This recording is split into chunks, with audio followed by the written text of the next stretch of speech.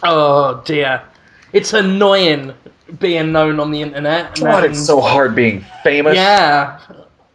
Oh, it's so irritating to have people respect your work. Fucking cunts.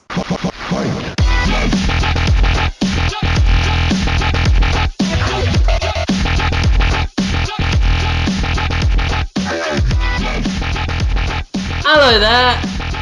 Come in and take your shoes off. On second thought, don't. That's nice.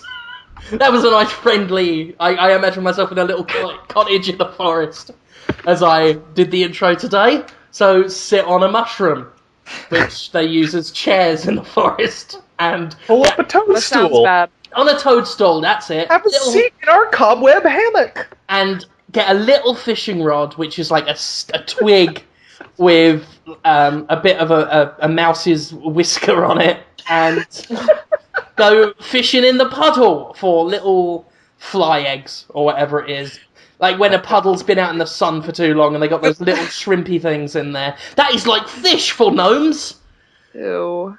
Hello and welcome to Podtoid 156. I'm your host, Jim Sterling from Destructoid.com, and I'm joined by Max Scoville. Hello. Tara Long. Hello. Welcome back. It's been 2 weeks since we saw these lovely, handsome fellas. Indeed. Yeah, because the recording, as I said on the last Podtoid, fucked up. You got me and Holmes. Unfortunately, Holmes isn't here now, so you still haven't got a full cast. He's hopefully going to come along later. He said something about a court hearing. I don't know whether there's been a girl killed. And I assume he's been arrested. Well, that's what I'm thinking. He says court hearing, and I didn't want to email him with, like, what was her name or something.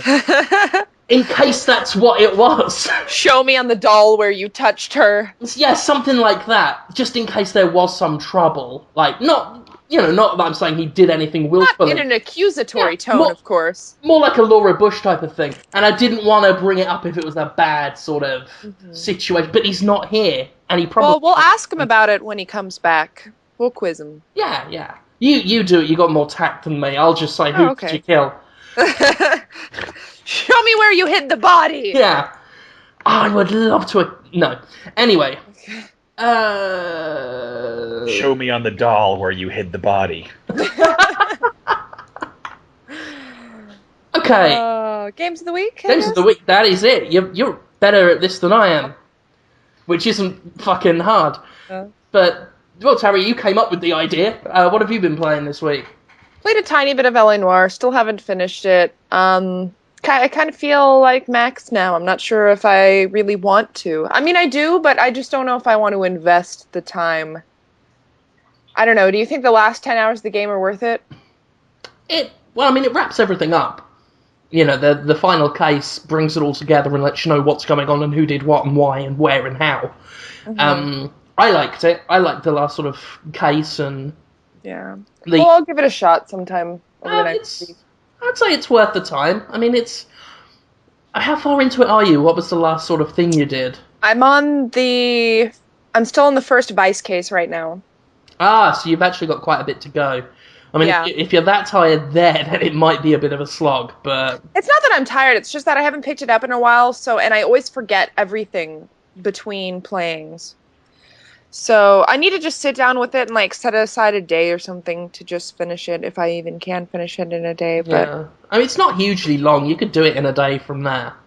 Yeah. Even if I suck. And I'm not going to finish that game. I've decided that like the amount of you guys remember I was excited when I first played that, and I thought it was really fun. And since I realized I was talking to Conrad in the chat. He pointed out that like it's not that you can't lose at the game. It's that there's not a whole lot of positive or negative reinforcement for not playing it right. Yeah. And it just I think we discussed this on last week's Podtoid, actually, like the one that got taken away from us too soon. But yeah, I can see where you're coming from on that. It's like even if you fuck up your questions, you'll still advance. So it's like special ed. Away from L.A. Noire, I played Borderlands co-op a little bit, which was actually my first time playing it co-op. Played it with this guy Bob Rocks 95, who is a fan of the show and stuff. And yeah, it's really fun actually. Played some more Age of Booty, which, you know, is no surprise. And I was gonna check out the Journey beta, but my roommate, I play on my roommate's PS3, and he can't remember his password to the PlayStation Store. So yeah, there's that. Did he not remember it, or does he need a new one from Sony after the PSN hacking thing? You know, I haven't asked him. I don't think he logs into the store at all. We kind of just use our PS3 as a media station right now, unless I have to play something that's, you know, exclusive, but that happens so rarely. I don't know. He just hasn't gotten back to me yet on what the password is. Okay. That might be it. That might be why he can't remember, because it tells you, because it's Sony. They're not going to make it easy for you. They just tell you you've forgotten your password, rather than tell you, no, we gave your password to hackers. Soz lies. Blah, blah, blah, blah. Guys, I meant to say. But Because anyway. I tried entering it, and it was just like, your email address or password is incorrect. So I don't know if it has something to do with that or not. That might be it. Yeah, but I think you guys wanted to talk about that later in the show anyway, right? The Journey beta? I was going to have a little chat about Journey, yeah. I'll play that so much. You what? I want to play that, but I don't have a I place. really do, too. I was just, like, looking at YouTube videos of it, because I was so sad I couldn't get in to actually play it. But yeah, that's my games of the week. Okie dokie. Max Scoville, what have you been up to? Little fella? What have I played? I played some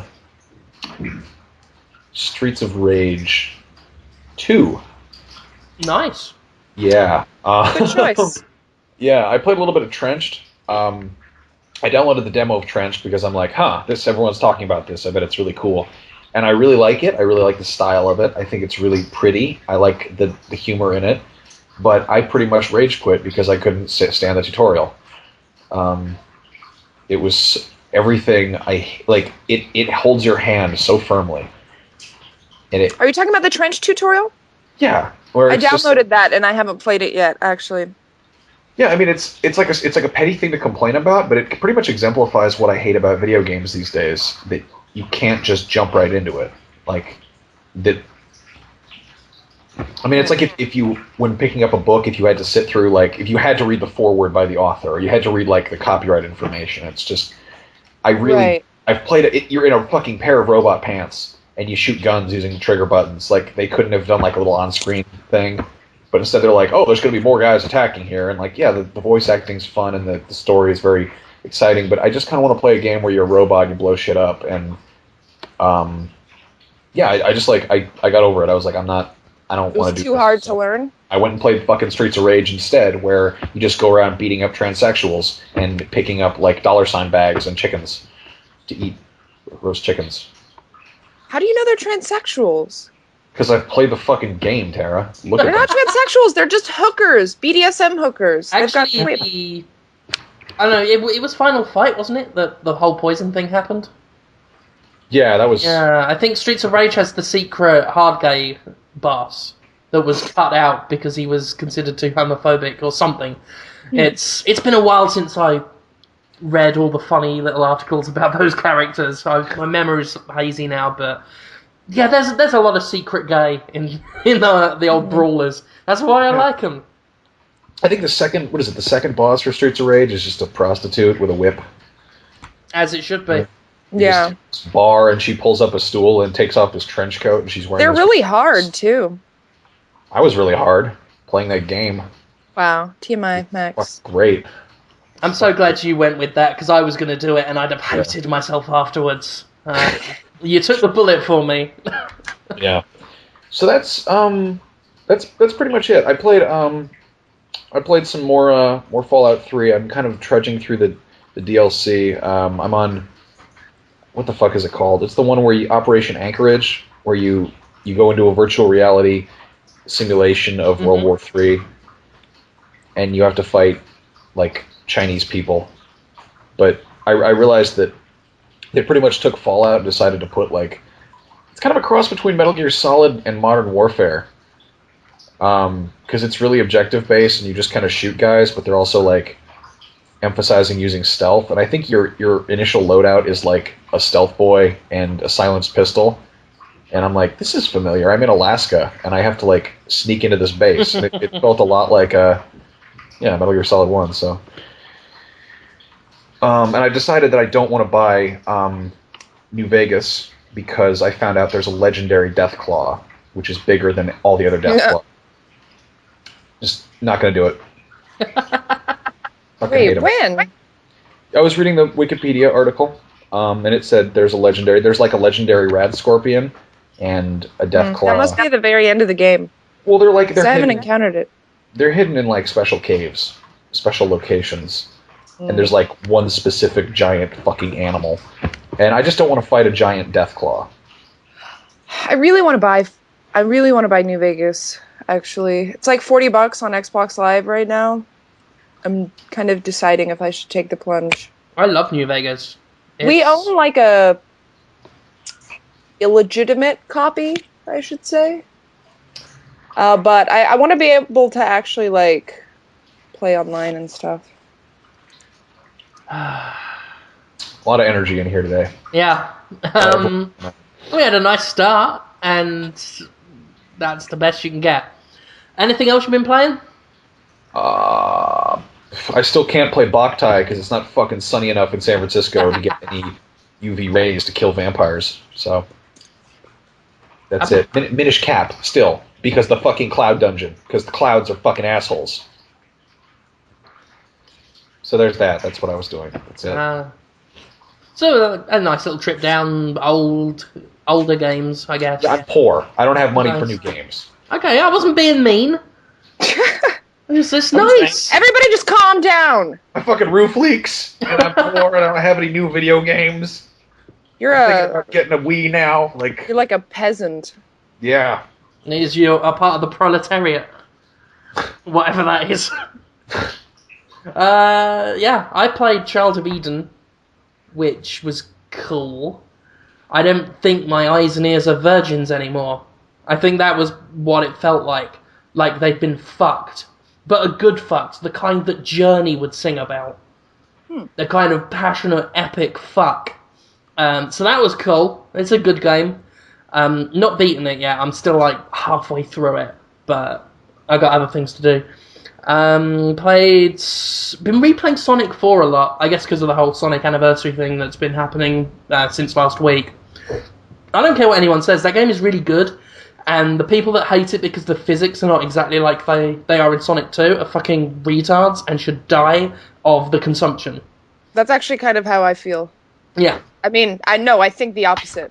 I hated them. I could barely play that game. I don't know what it was, but I just didn't feel like the movements were corresponding to my button mashing. What were you button mashing? I wasn't button mashing. You know what I mean? You were. I'm using that term loosely. You know what? Fuck Sonic the Hedgehog. Fuck Sonic the Hedgehog. Sorry, I'm gonna spice things up a little bit. Okay, both of you consumption. You want us to die of consumption? I've just said it. I did the little hand symbol as well. Is that when you're like? Is consumption when you're like in the desert, and or when you're in the Arctic and you just kind of die from being exposed? No, that's exposure. Sorry. No, it's what that It's what Nicole Kidman's got at the end of Moulin Rouge. Oh. Makes your nose bleed on delicate fancy handkerchiefs. Oh, tuberculosis. Yeah. Consumption. They called it the consumption in ye oldie days, and I like saying that because it makes me laugh. Okay, so enough about Victorian, maladies. I realized this when I was playing some Sonic the Hedgehog, and I was like, I feel like the thrill of Sonic the Hedgehog is that he goes really fast, right? That's his thing. He's a fast hedgehog. That's what I'd call the entry level, the peon kind of belief. Okay. The dullard kind of. Bear in mind, I read at a 5th grade level. I think twats would think that. Well, I just mean like Mario's thing is jumping, right? He was originally called Jumpman. Sonic the Hedgehog's whole fucking, like, the core game mechanic that separates him from ordinary platformers is that he moves quickly. Well, yeah, but I don't think that's why people play it. The thing is why people play it, but I just feel like like his thing, you know? the fucking game is designed, it's like, you can go fast. But oh wait, you're a fucking hedgehog made out of saw blades, basically. And if you run into this fucking ladybug, you're gonna explode into rings. Like, why can't he just tear shit up? I do like the boss fights, though. The bosses are great. Anyway, the point is, you see, people always think that Sonic's all about speed, and that's why the recent games have sucked. That's why it's always been press the left button to win. But the speed was more of a reward thing. Like, you do some, like, platformy stuff, and then there'd be a nice roundy ramp to go round on. And that was good. Like, it was this reward-style gameplay, whereas nowadays it's just pure speed, and that never really worked. I guess I'm just angry that Sonic the Hedgehog isn't MotorStorm. That might be it. I think that might be my problem. I also really liked all the levels in Sonic. Like, I think the games just had really good level design. They were interesting and unique. You see, that's what I always thought. Yeah, the early ones at least. Yeah, like Sonic 2 specifically. Yeah, Sonic 2 is... I mean, I did a feature this past weekend of the top 10 Sonic games. Yeah. Sonic CD deliberately not on it. And yeah, I mean, it's the level design, how every level looks and feels different, and just a great soundtrack as well. And yeah, I mean, that's why I like the Sonic games, at least the older ones, and Sonic Advance. So, yeah, and I like Sonic 4. Clearly I'm the minority here, but yeah, I still enjoy it. It was also an appropriate level of difficulty, I think. Like, back when I actually played Sonic 2, like, shortly after it first came out, you could beat it in a day, but it was hard. For me, at least. I don't know about you guys. I mean, it's not so hard as I've been playing it for 20-odd years, but back in the day when I was a kid, it felt suitably challenging enough. And even now, like, fighting the final boss is... Yeah. Because the rings are so hard to come by that stage. It's an appropriate challenging last boss. Mm-hmm. So does he eat the rings? Like, how does he... just absorbs them. Or I imagine he's holding them. Puts them in his bum. That's what everyone wants us to say at this point. Everyone's going, oh, talk about his bum. I would have gone with cock rings, but okay. I don't like Sonic the Hedgehog because he's a little shit, I think. He's cool. Like, he's kind of an asshole. Like, Mario's a working man. Fucking Crash Bandicoot is a lovable retard. Solid Snake is cool. Sonic the Hedgehog is a little fucker. He's like a 13-year-old you see at the mall. The trouble is he's not, and he should be. I said this on a Jimquisition the other week, where they try and make him cool in an unironic fashion, but if they actually went all out and just turned him into a little fucking shit, I think he'd be a much more enjoyable character. Like, if they make a point that he's saying... Like, make him say bodacious and badical, as if it's still the 90s, but everyone around him is... You want him to be Awesome Possum? You see, I've seen videos of Awesome Possum, but I don't know what his character was like.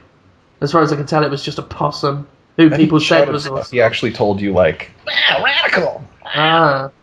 But I want that for Sonic, but done in this kind of, like, we know it's shit kind of way. And they actually went a little in that direction with Sonic Colors. They had Sonic kind of telling jokes that fell flat, and he came across as kind of quasi-retarded.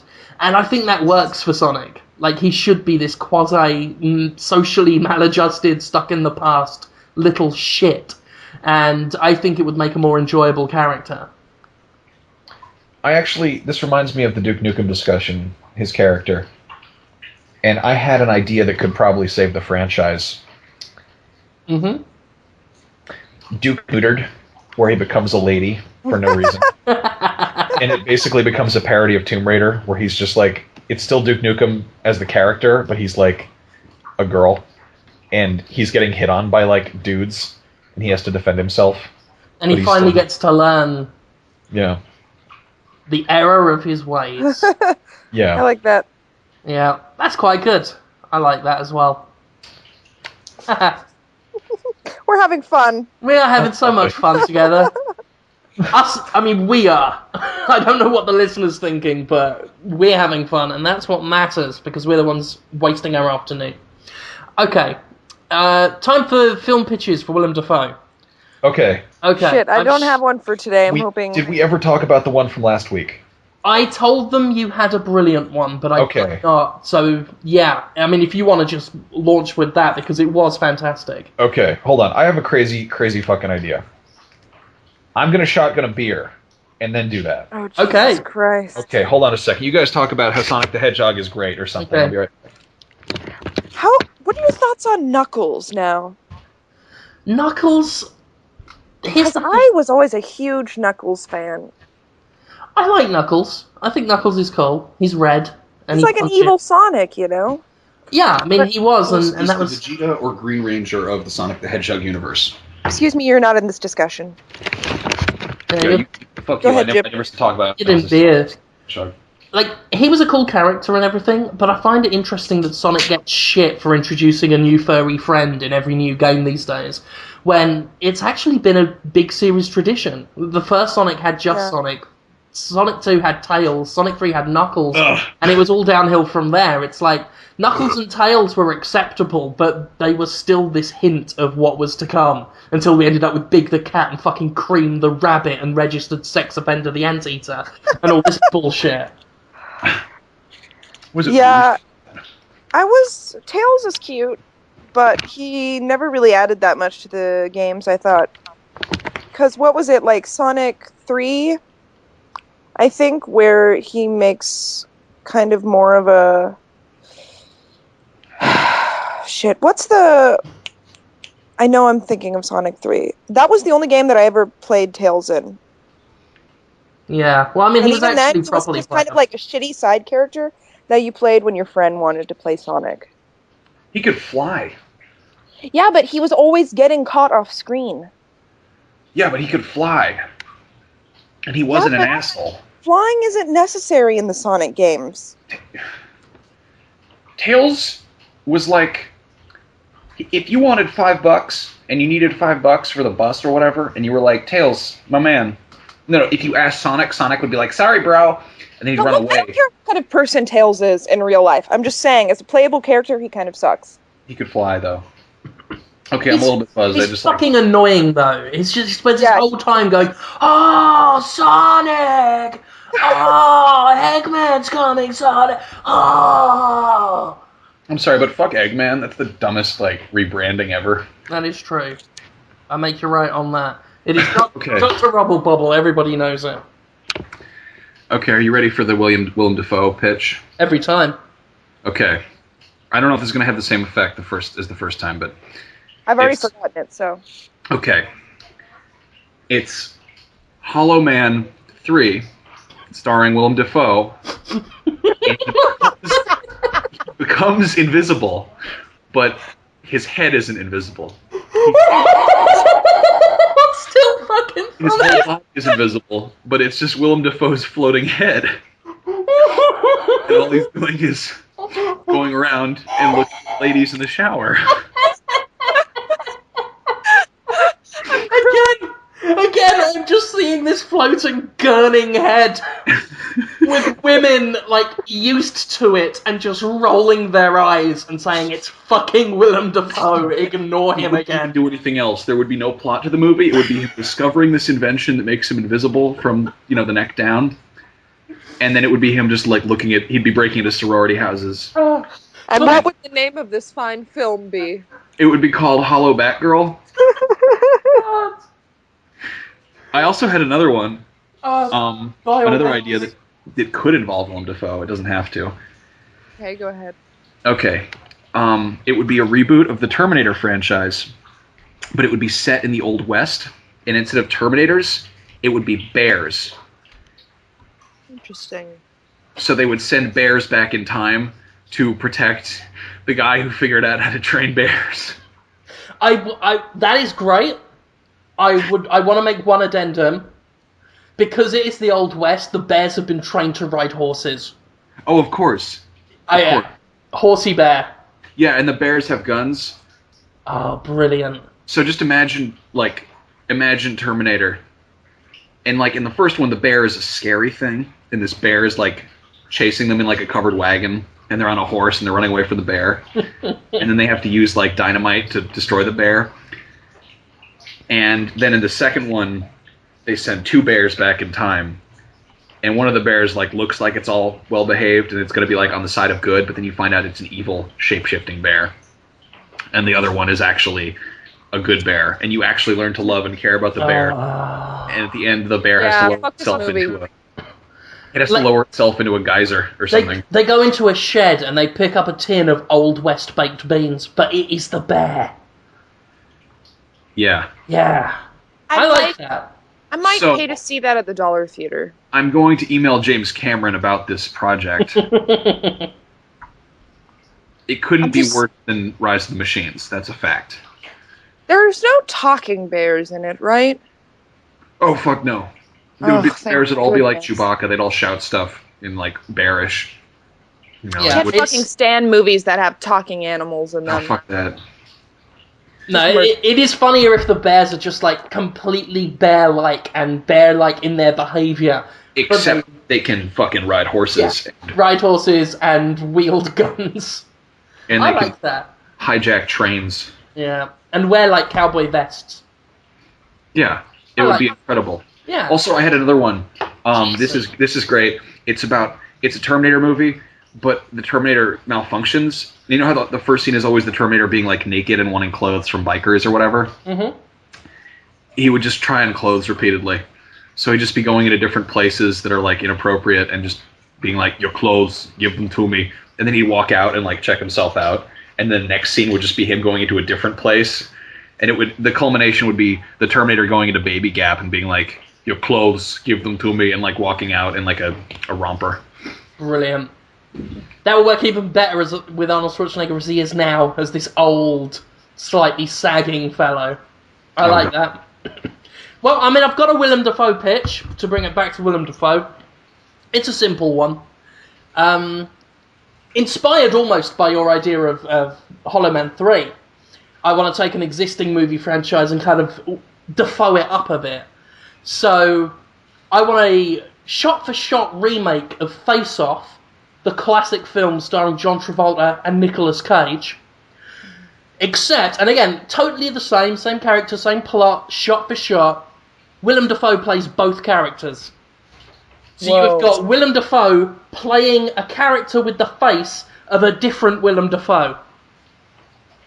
So call it like Dafoe Down or something? Deface Off. Deface Off. Call it Deface Off. You know what? You've just got two Willem Dafoes, identical. I'd actually watch that. I would, and because it's the same film, like everyone else they can see the differences, but to us it's just two Willem Dafoes. Might be very confusing, but I think Willem Dafoe's got the acting chops to pull it off, quite frankly. I mean, when he's the John Travolta one, he just has to squint a little bit and look like he's on fucking drugs, and the Nicolas Cage just pull that face. And you can tell the difference quite easily. It's Willem Dafoe Off. That's my idea.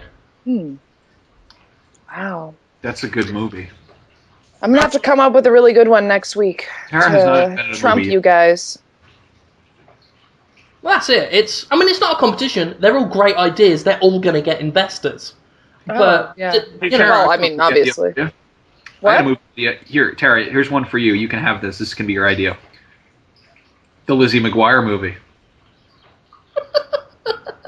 Have you guys seen the movie Love Potion Number 9? Obviously not. Do you know the story of it? It's they only made one version of it, the one with Sandra Bullock. Was that a TV movie? It was a very popular song in like the 50s. I think they did a TV movie that was like a remake of the movie. Yeah, they didn't. More teen-oriented? No. I'm pretty sure it might be a special... I'm pretty sure you're lying. It's probably an hour-long episode of Sabrina the Teenage Witch that I'm thinking of. I saw Miss Congeniality. That had Sandra Bullock in it. Does that help? Is this like Speed? It's a movie William Shatner played a gay man. It's a movie where she finds a gypsy who gives her a potion where if anybody eats it, they fall in love with her. This isn't Big with Tom Hanks. No. You're thinking of a completely different movie. I'm thinking of Big. Are you talking about Snow Dogs? Is that the movie This is the reason why I can't think of Willem Dafoe movie pitches. I gave you one. It's the Lizzie McGuire movie, starring Willem Dafoe.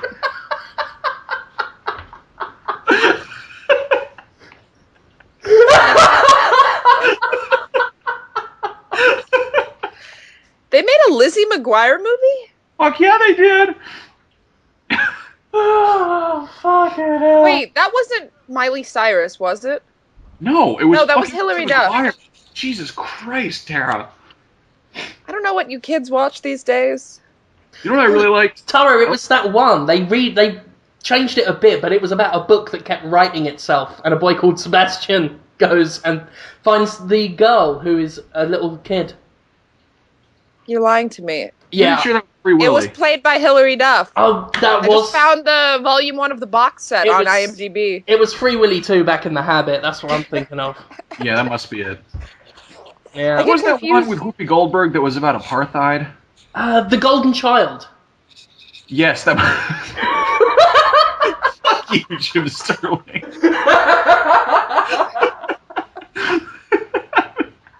Okay. Ladies and gentlemen, the 90s. Take a bow. Okay, let's move on to some actual video game discussion if we have to. SCOTUS, which looks kind of rude.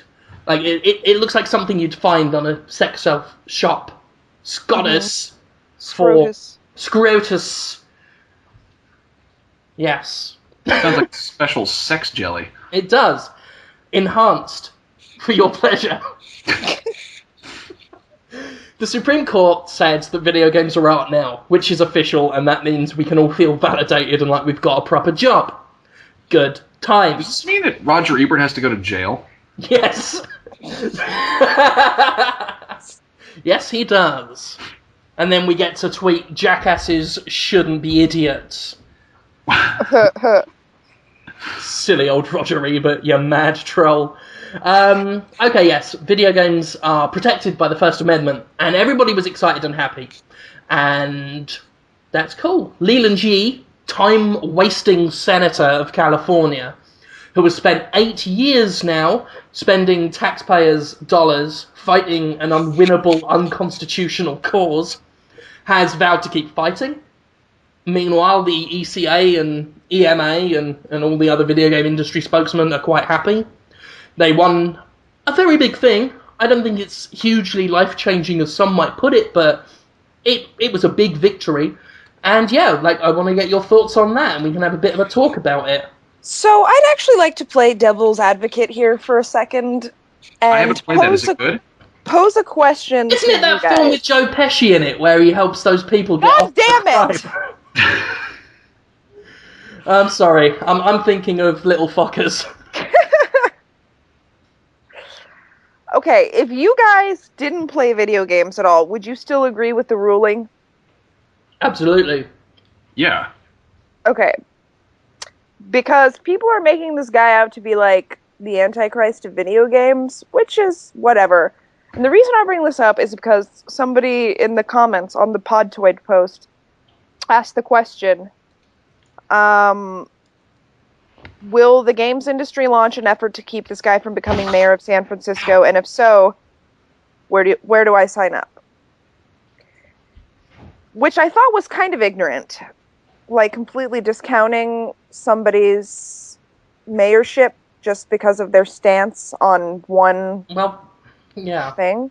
Here's the thing, and my problem with Leland G and what he's been doing goes beyond my interest as a video game reviewer. I am disgusted to my very core that that man has been allowed for 8 years to fight a cause that he cannot win in any way. Something that has been beaten down by various courts across the country, and he went and took to the Supreme Court and wasted their time with it. With something that is basically just a pet cause to try and get gullible parents to vote for him. Arnold Schwarzenegger, when he was governor of California, was warned that it would cost upwards of $1 million of taxpayer money to fight to get the video game law as far as it got. I dread to think how much it actually ended up costing, but for a state that's in debt, and especially at the kind of time we're in now where there's still a bit of a financial crisis going on, for this dick to spend that much money and waste that much time when he should have been doing his fucking job, absolutely galls me, and this is outside of the video games. I am less annoyed about the video games, like what he wanted to do to games, than I am about what he wanted to do with people's money and with his own professional time. I think it's a waste of time, a waste of money, and maybe if he'd have spent time getting his fucking state out of debt, I wouldn't keep having to watch commercials with that old bitch from the Golden Girls saying, please come to California, I'll show you how I roll. And I wouldn't get fucking annoyed every night. California's pretty great, though. It's a nice place. I mean, he has done other good things for the state. I'm just putting that out there. Like, he's not a completely evil guy. Like, he's a Democratic candidate, so... Ah, shit. Hold on, my mic fell out. Where was it? Too much moving. Okay.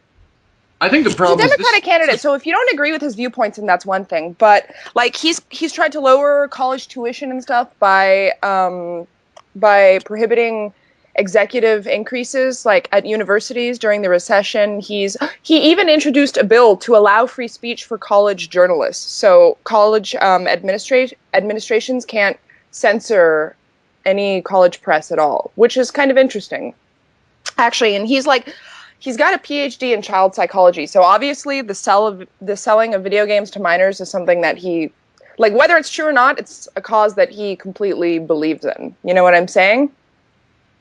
I see what you're saying. And the truth is, like, nobody has any idea if violent video games make people more violent in real life. Like, we think it's ridiculous, and obviously the notion certainly seems that way, but do we really know for sure? Well, what did we learn about comic books and rock and roll? I mean, the same things happen with both of those. Yeah, but this is a little bit different than, like, music, I think. I don't think it is necessarily. I have to agree with what they said at the Supreme Court ruling when they said that all art is interactive.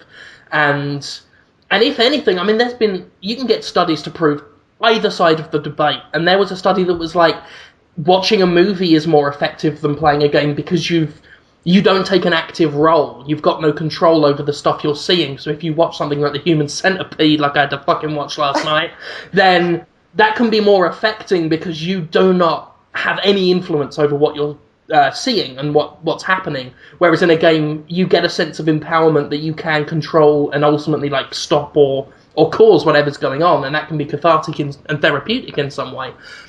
You can get studies to prove and disprove anything, and if Leland G was, you know, that much of an expert on child psychology, he'd fucking know that. And it's very disingenuous for him to talk about the proof and the studies while discounting the fact there's just as much evidence to undermine his claims as support them. And I want to talk about the Byron report that was published in 2008, I think, in the UK, where another psychologist, Dr. Tanya Byron, said that there can be no evidence unless gleaned in a study that is wholly unethical, because that would require exposing children to copious amounts of M-rated games, which obviously no one's going to fucking do. And most of the studies they cite are things like, oh, we made them play a game and then made them blow an air horn, and if they blew the air horn for long enough, that meant they were violent now. Just these vague tests that have no real scientific bearing. And if Leland knew his shit, he'd be honest about that and bring that up, but he doesn't. So here's a question. It's illegal for children under the age of 17 to see an R-rated movie, right? Like, it's actually illegal. You're talking to the wrong guy about American law. I've not been in the country long enough to know everything. That's why I don't think it's illegal, though. No, it's not, because I had these fucking cunts bring a baby in to see fucking that new Freddy Krueger film, the new one, which was bad enough, but to watch it with a baby in the fucking theatre, and I'm fairly certain that was R-rated. But yeah, I've had people bring kids into movie theatres with R-rated films and stuff. I don't think it's illegal. I think the parents can decide. Which is ultimately what I think the game industry should be about. Wait, yeah. No. I think you have to be... People need to stop, like, listening to reports from politicians or scientists or whatever. And it's like, just pay attention to your kids. Yeah, yeah. That's what it comes down to. Every kid is different as well. You can't just slap an M on the box and assume all kids of a certain age can't handle it. Some kids are more developed. If you child-proofed everything in existence, you'd still have fucking serial killers and criminals. I fucking guarantee it. Like, oh, yeah. I mean, if you fucking... Well, I'd wager you'd have a few more. I think it's healthy for a child to understand there are consequences of violence. And I know some people say, oh, you don't get that in games. You fucking do. And I think any intelligent, rational child will know that through playing these games and through seeing television and everything, that bad things happen.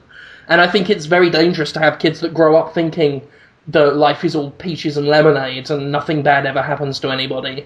And I've spoken about this at length in the past, but that's what I think. I think a kid needs a little dose of harsh, cruel reality. It's true. I had like a really fucked up childhood, and I mean, my mom was always trying to get me to, like, you know, not play violent video games and stuff. Fucking showed her. Look at my job now. But seriously, So- it's like, I mean, kids are gonna turn out how they're gonna turn out. There's so much chaos theory happening right there. Like, you cannot make a law that's gonna make people turn out okay. Like, No, absolutely not, no.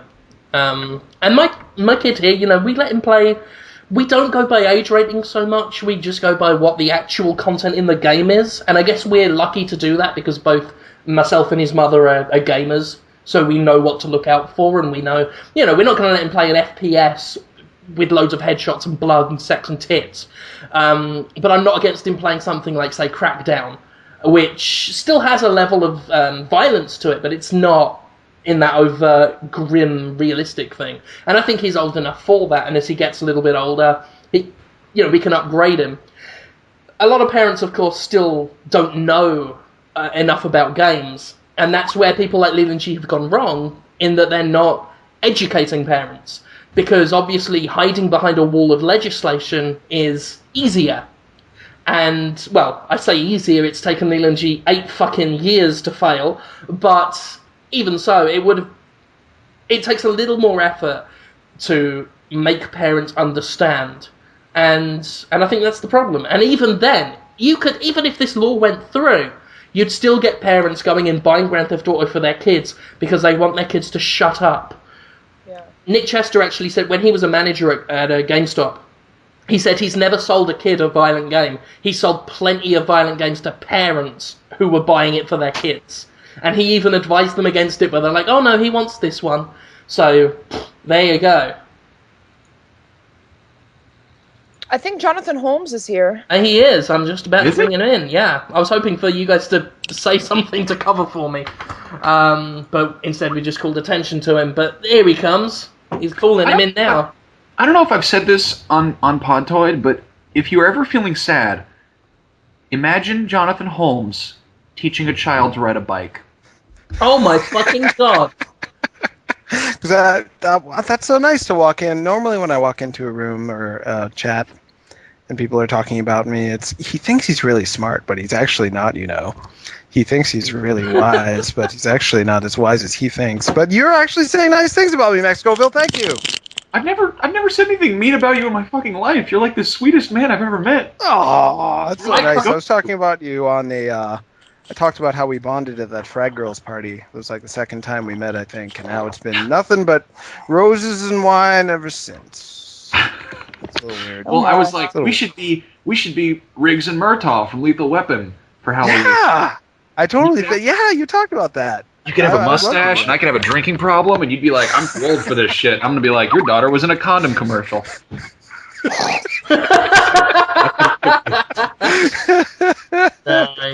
I would love to do that. Indeed. I can't stop thinking about that bike image. That's beautiful. That Bike is image? I missed it. the one that Max just said, teaching the kid to ride a bike. Jonathan Holmes. Oh yeah. That is. Yeah, I hope to do. That is as close as my dreams get to being Child of Eden.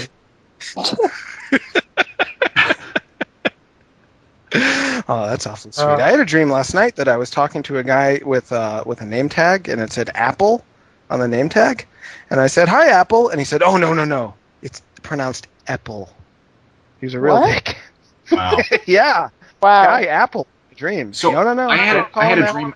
I had a dream. I was at a house party and I was with Nick Chester, and Uh-huh. at the house party was former cast member of All That, Lori Beth Denberg, who was the big fat girl. I don't know, you guys. The you chick guys, who played, Roseanne. She was pretty funny. yeah, but she was in the Played bathroom. Roseanne? So Nick Chester and I were just outside the bathroom, being like, Lori Beth Denberg's taking a big shit, and we could hear her getting mad at us through the door, but we were just like taking a shit. Nick would probably do that. That's a great dream. That is a Hope that good comes dream. true. It's very It could happen. believable You know as people well. from All That, don't you? You know All That people, at least one I or know two, Lisa. right? Lisa Oh yeah, Forbes. Lisa. She seems neat. We're talking about doing a podcast together where we give dating and sex advice and also home repair tips. Do you know anything about home repair or sex? Well, I don't know if you knew this, but I managed to rig up my shower curtain to create a funnel in my kitchen for the holes in my ceiling that are leaking water. So The only trouble is Oh, Max thinks that is sex, and home Right. repair is something else. yeah,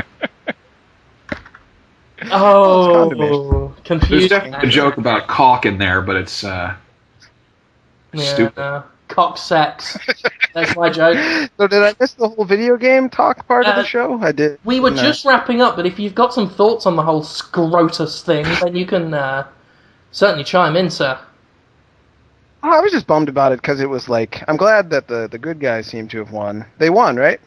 Yes. Good guys?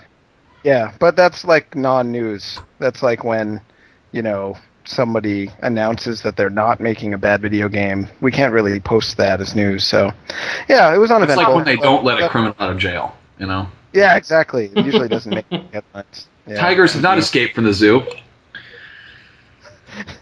Probably for the best.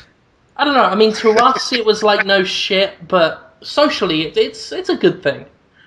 It at least makes it harder for people like Leland G to get up on their time and money wasting causes, and I think that's a positive thing. Things aren't it's going cool backwards. because the Supreme Court looks like Hogwarts professors. So if they say something like, if they're like video games are free speech, then that's like, well, it must be important. Dumbledore said so. You know. Yeah, I wonder if they're going to stop dressing like that. It is kind of weird that they still wear the robes and have the little hammer there and stuff. It's kind of old-fashioned. That was really wise. They don't wear One of the wigs. dumbest things I've said. No. Yeah, that's true. They got rid of the wigs. That's progress. Someday it'll all be people who, in 20 years it'll be people like us that are on the Supreme Court, and the whole idea of video games being bad will be thought of as ridiculous, I'm sure. We're slowly going to take over. Yeah. Feels good. Yeah. Yeah. Yeah. The only Do trouble you guys is, talk about... will a medium of entertainment come along that we are old and frightened of and will want to ban? Oh, yeah, absolutely. I think I'm video serious. games are going to be like this for like 10 years, Yeah. and then it's going to be... Because I already sit here like thinking my kids should not be watching Miley Cyrus and all this Justin Bieber shit, and we should ban it and kill them. Well, I read some Well, that's just because article that's bad stuff, right? What's that? I read some article a while ago about how Zac Efron was like unappealing to parents because he was so squeaky clean. And these are parents who were like, we had like Elvis and Mick Jagger, and you kids have fucking Zac Efron and Justin Bieber. Like, they're rebelling by being good. Everybody's just turning it's Metro. true. What? Everybody likes Everyone's Metro now. I almost drew a picture earlier. I wanted to draw like a Victorian era kind of peasant, and just have him with like a pitchfork and a torch and be like, "Behold, a metrosexual! We must kill him." Why? That seems like ancient history already. The whole idea of like a metrosexual, because That was on South Park 6 or 7 years ago. That is the cultural. They're the cultural dipping stick. here's what's that's- mind-blowing is if you watch TLC like lately, and then you compare that in your mind to like whatever Paris Hilton's dumb show from like 6 years ago. Paris looks like she had something going on there. Like she looked like she had like a fun show, and now you've got like some bitch who had 8 kids who has a show because of it. Like, Is that on the Learning Channel? I didn't know that. yeah, That show is also like is that show even on anymore? Kate plus 8 or whatever. Yeah, no, I she's think got like 3 Kate- different shows. Yeah, and Paris Hilton has a new show too, so that's good. Yeah. Yeah, I think she's... Doesn't the Octomum just star in a fucking show called TARDIS Cunt? What? I'm just really excited I don't to think make it legal to kill for fun. What is going on? I think the baby should be given, like, spears and nets and shields and just forced to fight for an apple. I had an idea for a show called fucking Animal Gladiators, where you just get really cool animals and make them fight each other. And, like, fucking Animal Planet has a show like this, but they use fucking really bad CG. I'm no. Oh yeah, I've seen that before. Get a fucking saltwater crocodile and put it in a tank with a great white shark and see what happens.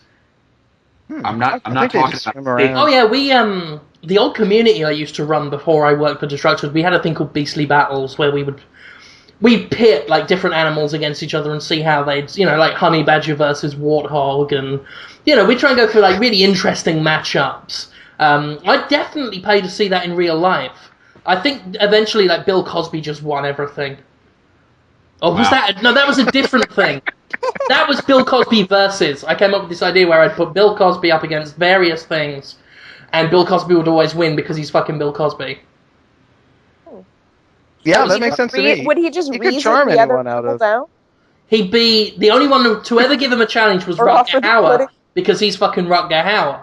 Bill Cosby versus Rutger Hauer. I want to see that on Animal Planet every week. Wasn't Rutger Hauer in Lady Hawk? Now that's a weird movie. Lady Okay, Cop? what are we talking about? Oh, what just happened? Where am I? Who are you? I don't know. I think we're talking about how video games don't affect people's minds and make them dumb and stupid and weird. And here we are. Indeed. Talking about dumb and stupid and weird, let's talk about Resident Evil: The Mercenaries 3D and their single save. Yeah, I just booted up the site while you were talking, and I saw you. I just came home with it, and you are not going to buy it. Is that right, Jim? That is right, sir. Why is that, my friend? Because of my principles. Because of my principles and cool. my thoughts in my head. It is. I'd love to hear about them. Yeah, basically, for a bit of backstory, the Resident Evil Mercenaries 3D save file it's basically not there.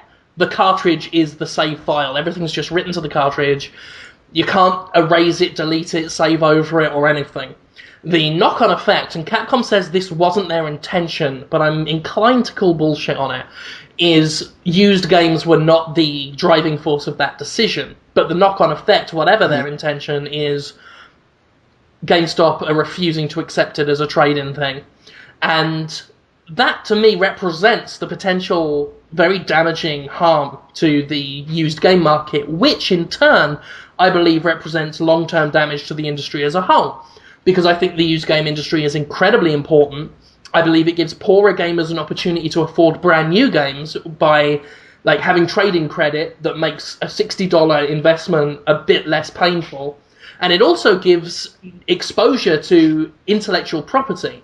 If you buy a game used for $20, 20, 30, $40, and you like it, you are a lot more likely to buy the sequel when it comes out brand new.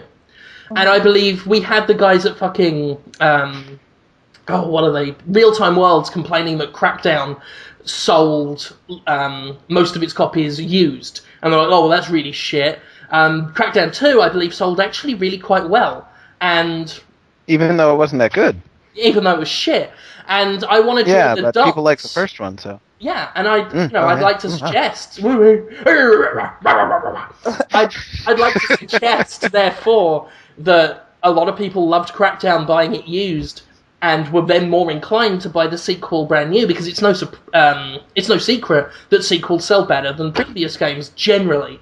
So that's my thinking. I think used games are very positive, and I think that this has effectively made the Mercenaries 3D immune. It's basically inoculized it so that it cannot be touched by used games. And I'm sure. Yeah. I was going to What's ask if you think that's going to affect sales of it. Well, I mean, that remains to be seen. I think it Yeah, could. I think affect so. Sales If negatively. GameStop- I think it already has your sales. That's like, that's a much more of a gamble. I mean, I'm much more likely to buy it if I know that I can trade it in later. Yeah, I mean, the thing is... Yeah, Jim's not buying it, for instance, so... It affects... Yeah. It loses sales among us lot. I mean, how many people in the country who could potentially buy this know that, though? That's something we're not going to know until, like, a week or two, when we... I mean, Capcom may just hide the data, but we'll see at least from charts where it's charting. In any case... If it were to succeed, and this is why I don't want to support it, because of the potential it represents, if it were to have been a big success, the game sells really well and cannot be traded in, people like the guys running THQ, Electronic Arts, guys that already feel entitled to profit from games they've already sold, they're going to fucking love it. And potentially, this is an entire console inoculized against used games, and I think that's fucking atrocious and very, very bad. And I do not think that is a positive thing for the industry. I do not think if some publishers get what they want and see the used game market destroyed, that it will be a good thing for the industry. And I also believe that what they're doing here is just painting a bullseye on the game and saying, "Here, hackers, here's a challenge for you," which in turn could, that could lead them to thinking, like, finding an exploit which could then be used to exploit other things, because typically when you open one door, it opens a lot of other doors. So I just think the whole thing has a very long-term negative impact just for whatever short-term gain they're going for, and I do not like it one bit. Why don't they talk to you before they decide to do these things, or talk to someone, like a smart person? Because, all this stuff, it's not totally surface level stuff. I didn't think of any of that. I didn't think about it very hard, but none of that occurred to me. And yet, Capcom's job is to really be future thinking when it comes to this stuff. And everything you said makes so much sense, and it does make me afraid for both the future of 3DS games getting hacked, 3DS games not selling because they have this feature implemented where you can't change your save game. I wonder if they could fix it via patch. I wonder if it's too late for that. Hopefully it's not. I was thinking of that. And it's only really affecting 3DS games because it's cartridge. Yeah, patches? For now. Of course you were. Hey, yeah. Imagine if this technology caught on, like, with Game Boy. And, like, save files were stuck there. Like, you couldn't change them. Right. Like, I bought a fucking used Game Boy game, like, 2 weeks ago. Would people do that? Like, it almost kills the legacy if this gets adopted by publishers for use on the 3DS. Like, it's gonna... Oh, yeah. I don't think it would get have to buy a new adopted one. by everyone, just because people are so up in arms about it. Like, everybody knows that if you did... Obviously, Capcom is experiencing a bit of backlash. The trouble is, everyone experienced backlash from online passes. They're still doing it. Yeah, that's true. And a lot of DRM. The thing about Mercenaries in particular... Please. Go ahead. You. No, you. After you. Oh, of course. I'll take the reins. Thank you very much. In that case, yes. Damn you guys. No, after you, of course. No, I was going to say, like, companies in a lot of cases don't really care about creating a work of art with a legacy. They're more concerned with making money. So that's going to be I think that, I think Nintendo, they obviously knew this was an option, and they could have, utilized it with their games, but they didn't do that because, they want generations to appreciate the Ocarina of Time in 3D.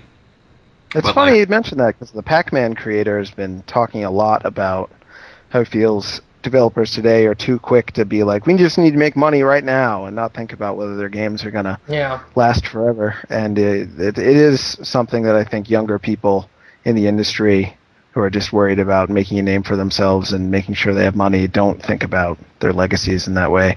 But with Mercenaries 3D, at least, I mean, the save game doesn't really matter because it's just a high-score game anyway. You just go back and play the missions again. And I disagree. It's not like a story. I disagree, sir. Please, go ahead. Tell me why. If it were just a collection of levels with a handful of already unlocked characters, you might have a point. The fact is, when I play a game like that, part of the fun, and Capcom knows this, otherwise they wouldn't have included it, part of the fun is in unlocking the new arenas, the new characters, the new costumes. There are skills that can be unlocked and upgraded. If all of that's been done for me, that's half my game gone as far as I'm concerned. And I'm buying half a game if I buy it used and someone's completed it. For some people, I totally respect that's not a big deal to them. For me, it is. Mm-hmm. And I do not... Again, I don't think that's a good thing to... People will be affected by this. And Ben Kuchera at Ars Technica also pointed out that he regularly resets and erases the data on his handheld games because he plays handheld games over and over again. Just due to the nature of its sort of pick up and play, take it anywhere type of deal. And I can understand why people might want to reset all their scores, reset the content and the levels, and build it all back up again. And they've taken that level of freedom and control away from the player. So I do think it is a big deal, whether this is a linear game or not. It's just... Yeah, I should have said it's not as big of a deal to me. Like, if they do that with Revelations, that's going to be real bad. But doing it with this isn't as bad, but it's certainly a scary start to what could become a real problem over time if it continues. Yeah. Yes. Yeah. Yes. Yeah. But I do think... And I had a... Oh, no, I was just going to reiterate my point. Please, carry on. I was going to back up your point, or Ben Kuchera, is that how you say his name? His point. I had all my save games lost recently, and actually, weirdly enough, on the 3DS, if you transfer your DSiWare games to the 3DS, you lose all your save data, which sucks. That's fucking so I'm playing all my... Yeah, I know it's funny because it's the opposite problem, but it's almost as annoying. So I have to play over all my old DSiWare games, but it's actually been fun to start over in a lot of them. I'm kind of grateful for it in a way. You like video games? So sick of them at this point. I don't. Yeah, you think about them pretty much 7 days a week. Well, I guess you would have Saturdays off to think about them, but you have to write the show Sunday. We write the show in the mornings now. Oh, you did? Oh, that's right. That's so awesome. Since we film later. Hey guys, I actually have a really funny story about Ben Kuchera, he's actually the opposite of me, because he writes these like eloquent, long-winded posts about gaming culture for Ars Technica, which is a very respected publication, and I make jokes about how Tara has crypt tattoos on a show 3 times a week. Mm-hmm. But I met him. I actually really like Ben Kuchera's stuff on Twitter, and I like his articles. But on Twitter, he's just a badass. Like, he says whatever. Yes. I think it's like him and you, Jim, who I actually really am actively entertained by on Twitter. But I met him. Nick introduced me to him after some EA thing at GDC, and it was at like some offsite thing where we were sort of like, we'd finished one event, we were walking to a different one, and I was just kind of hanging out with Nick, and they were talking. We just seen a presentation about Alice, whatever, Madness Reborn or whatever, Alice thing, and I was like, what else has American McGee done? Oh yeah, Alice Returns, sure. Yeah, and they both kind of go, oh, he did Alice the first one, and he did Bad Day L.A., and I was like, Bad Day L.A., isn't that one where you can like cover yourself with shit and people leave you alone? and it was just kind of like, yeah, whatever, or something. And Ben just gave me this, like, how fucking retarded are you look? And I was like, that was a serious question. Like, I read that somewhere, and I went home, and I went on Wikipedia, and I fucking looked it up, and I was right. Fucking Ben Kuchera. Yeah. So you're smarter than Ben Kuchera is what you're trying to say. Oh, God. Wait. That motherfucker is like a wizard. You just called Ben Kuchera a date rapist? What? What? What? Who did? What? What? I said he was a Getting, wizard. like, weird echo. I'm hearing myself. What are you going to do to his wife? Like, Max, what? Oh, this is embarrassing. This is even more embarrassing than the time I told Ben Kuchera about the game where you poop on yourself. Well, you knew the facts. He wasn't up on his poop on yourself video game facts. Apparently he doesn't know enough about poop games. Yeah, it's being all fancy with his Arts Technica and what's not. That's a video game website, right? I do it to make myself laugh sometimes. I can't help it. As long as we're the ones laughing. Yeah, we're laughing. We Oh. like ourselves. Ho ho ho. Hee hee hee. Ha ha ha. That's too bad. Will you borrow that game from someone, Jim, so we can play it online with the video game there? Nah. I don't What I if don't they really just know. send one? I'm the only guy I know with a 3DS. Like, local. Oh, you can play online with strangers like me. Yeah, It's but fun. like to borrow a copy. Oh, yeah. I'm not that's right. buying it. Yeah, no not one buying it. I was looking forward to it. I've been looking forward to buying a new 3DS game every week for the past 3 months. But unfortunately, this directly conflicts with something I incredibly, staunchly, strongly believe in, and that's the importance and the value of the used game market. And I believe it is a helpful contributing factor in this game industry.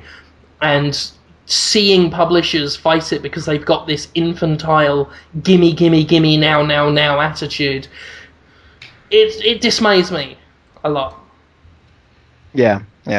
It goes along with the rabbling we've been doing about Nintendo releasing all those Wii games that they don't seem to want to release. Even if they didn't sell that well, or even if they only sold well on the used market, it would get people looking at Nintendo in a different way and using their Nintendo consoles, which in itself is a big deal. Like, if you don't use your Wii or your 3DS for a while, you get out of the habit of even thinking of it, and you just buy games for other consoles.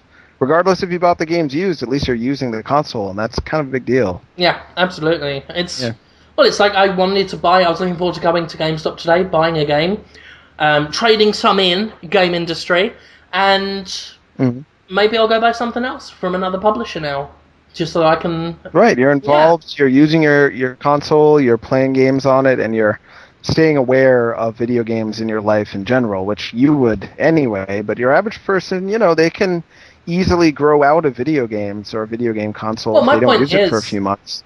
Oh, true. But my point is that maybe I will still go out and spend $40 or what have you, but Capcom's not going to get the money now, and that's on their fault. That on their head. It is theirs and Ganondorf's fault.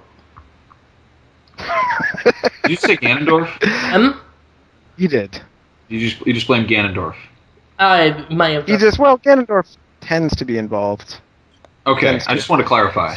Because if you didn't, I was going to add that in there. I just think it was Ganondorf's fault. The fucking prick!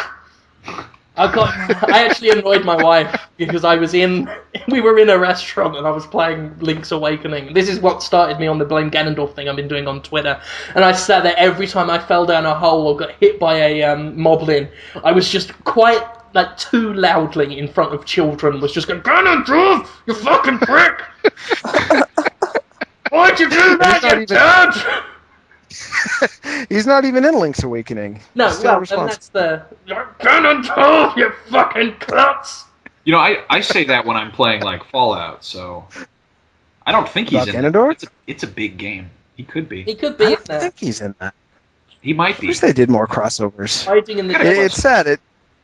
Yeah, what? What's the difference between Ganon and Ganondorf and Steve Dorff? And who? Steve Dorff?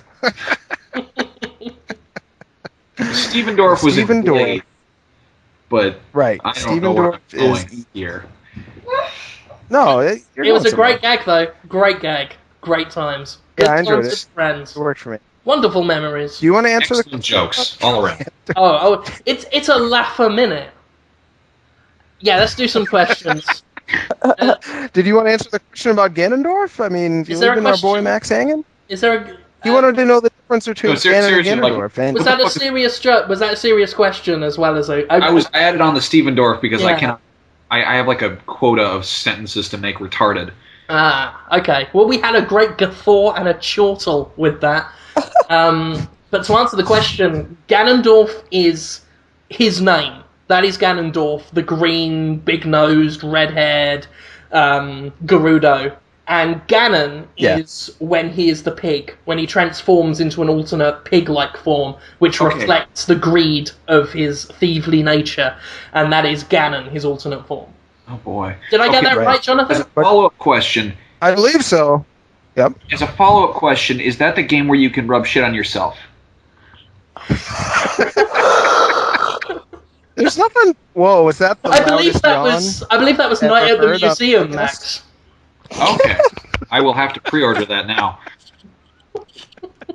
And it's very important that you spell Ganondorf with 2 N's. No, 3 N's total, or else fans freak Oh the yeah, fuck they get out. pissed. They get so angry if you spell Ganondorf Ganon. If you ever meet a hardcore fan of The Legend of Zelda, ask them about the 4th Triforce piece. They love that. they can't get enough of that. But there's not one, right? It's like a glitch in something in Ocarina's Time. I don't know. Isn't that right? There's a whole. No, that's Finding the Triforce.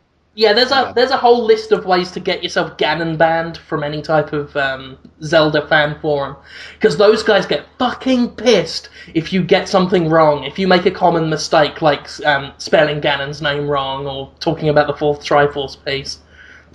Always fun, good times. Yeah, Jolly we're really getting somewhere as a culture. Yes. Gaming culture is really getting sophisticated these days. It's nice. Yeah. Okay, question time. Question time, then we can all go home, have a sleep. Tour Man says, are you terrified, and this kind of ties in with what we were saying, are you terrified of a cloud-based future where you don't physically own any console or games? Terrified? No. Not into it. Yeah, I'm not really into it. I don't mind downloading games, but the cloud thing is a little too nebulous, and the concept of getting hacked and losing all your data in some database that you don't even own. I'd rather not. Yeah? I mean, you run that risk now anyway, because so much of your life is on the internet, you know? Yeah, I'd like less risk. I'm a little sad that so much of my life is But that's moving in the opposite risk. direction of technology. I know. I lose this round. It's less about manufacturing now. Yeah, it's more about, the information existing in theory. Your money exists in a bank account in theory, but in practice everything is computer code now. Yeah, okay, all that code. I used to have a huge, I never had a huge CD collection, but when I first got my first big MP3 collection when I was in high school, I had one of those hard drive MP3 players that wasn't an iPod, and this girl came up and jumped on my back, and I dropped it, and that was my entire music collection. Everything was backed up on there, and of course it was all pirated, but I had 56K internet at the time, and that sucked. But I kind of learned to back stuff up, and I mean, I think that digital music is a really good comparison for cloud-based gaming. Steam is a good example. I like that. I installed Steam on my PC, and I had been using it on my Mac, and it was games that you have. Oh, a whole bunch of Monkey Island games, and I was like, I thought I bought those for Mac, but they work on both, which is cool. Oh, yeah. Mm-hmm. That is cool. And look at it now. I feel like people who really are into having a physical copy of something are more likely to pay a little bit extra for a record on vinyl. Hipsters. I do think it's ridiculous that full games that you can download on XBL are still priced at $60. Yeah, that needs to change. Straight away. Yeah, that's pretty weird. And here's the thing. What are you paying for? Yeah, when it comes to digital and cloud-based gaming and all this stuff, I've got no problem with it as a concept. In fact, I love it as a concept. I love DLC as a concept. As an idea, it's great, the idea of buying extra things for your games. It just depends on who's handling it. I will not trust Namco Bandai. I will not trust Electronic Arts. I will not trust THQ at this point with a cloud-based service or digital content. I'll trust Valve. Funnily enough, I'll trust Activision because they actually kind of have their shit together, and they don't, they're clever, they know how to treat a customer and get them going. It's no accident that Call of Duty is incredibly popular.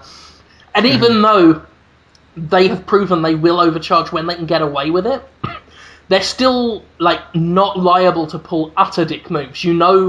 Basically, you're going to get fucked when you stand in front of them and they ask you to pull your pants down. But that's the point. They ask. They ask, and they fuck well. And I hate Activision. I really do. But I wouldn't mind getting some digital content from them. And Valve, of course, they've been excellent with Steam. So I think it all comes down to the company. There are some companies I do not want them, like EA with its fucking Origin service. I'm not gonna dare have Origin on my computer.